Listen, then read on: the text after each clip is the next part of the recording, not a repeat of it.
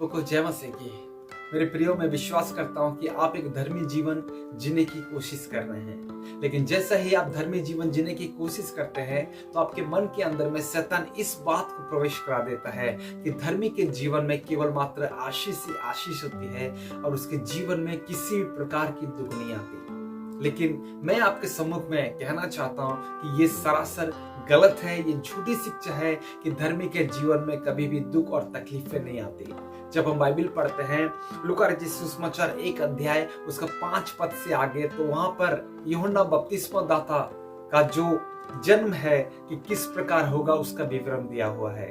और उसके पिता जो जकरिया था और उसकी माता जो हारून के वंशज की थी इलीशिबा, उनके जीवन में आप देखकर समझ सकते हैं कि परमेश्वर केवल मात्र दुष्ट के जीवन में तकलीफ को अलाउ नहीं करता, संकट को अलाउ नहीं करता, लेकिन परमेश्वर धर्मी को भी कुछ समय के लिए दुख और तकलीफों के बीच से गुजरने का अनुमति देता है। यहाँ पर लिखा हुआ है कि वे दोनों परमेश्वर के सामने धर्मी थे और प्रभु की सारी आज्ञाओं और विधियों पर निर्दोष चलने वाले थे।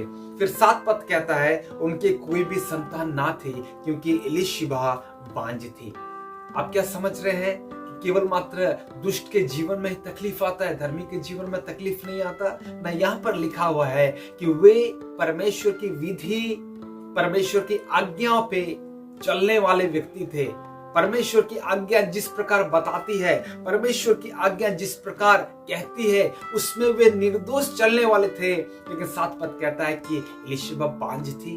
अरे, इतना बड़ा धर्मी व्यक्ति, इतना बड़ा परमेश्वर के सम्मुख में महापवित्र स्थान में जाकर उसका आराधना करने वाला, धूप जलाने वाला, परमेश्वर को प्रसन्न रखने वाला व्यक्ति के जीवन में किस प्रकार समस्या आ सकती है कि उसकी पत्नी ही खुद बांझ है। आप समझ सकते हैं? क्या आप सोच सकते हैं कि इस प्रकार भी होता है? जी हाँ, इस प्रकार भी होता है, लेकिन ये सरासर गलत है। इसको हमको इस प्रकार से नहीं लेना चाहिए कि धर्मी के जीवन में दुख तकलीफ आती है और अंत तक रहेगी। नो, परमेश्वर कुछ समय के लिए उस तकलीफ को अलाउ करता है ताकि वो उस तकलीफ के बीच से गुजरे और उसका जीवन आनंद में बदल जाए। आप अब्राहम को लीजिए। अब्राहम 25 साल तक निसंतान होने के कारण बहुत प्रकार के दुख और तकलीफ के बीच से गुजरा और बहुत प्रकार का प्रश्न उसके जीवन में आया, यहाँ तक कि वो एक अविश्वासी की नाई भी एक्टिंग करने लगा जब हम देख पाते हैं कि वो अपनी पत्नी को बहन कह देती है। लेकिन इस सारी बातों के बीच में परमेश्वर भी कहीं ना कहीं शांत होकर देख रहा था कि अब्राहम क्या कर रहा है। लेकिन क्योंकि वो धर्मी था, वो विश्वास में चलने वाला पुरुष था, परमेश्वर उसको 100 साल की आयु में इसहाक को देकर उसे आनंदित किया और उसे बहुत ही आशीष दिया। आज हमारे जीवन में भी ऐसा ही होना चाहिए कि हम धर्म के मार्ग पर चले, हम धर्मी बने रहे, हम निर्दोष चले, लेकिन ये आशा में नहीं कि हर दिन हमारे जीवन में आशीष ही आशीष आएगी। परमेश्वर मेरे को कभी कुछ ऐसी बातें होने नहीं देगा मेरे जीवन में जो दुख और तकलीफ को लेकर आती है। परमेश्वर मेरे जीवन में आशीष ही आशीष देगा, मैं ऊपर ही ऊपर उड़ता रहूंगा। इस आशा में हम ना चले, इस आशा में भी हमको चलने की आवश्यकता है कि यदि परमेश्वर मुझे घुड़के तो मैं जरूर बदल जाऊंगा, मैं अपने मार्ग को तैयार करूंगा।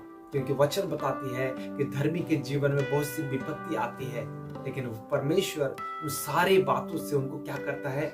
मुक्ति करता है। सो परमेश्वर आपको इस वचन के द्वारा आशीष दे कि आप उसके वचन में आगे बढ़ते चाहें और उसके वचन के अनुसार आप चलने पाए। आपके जीवन में तकलीफ आएगी लेकिन आप उसमें बने रहेंगे। God bless you.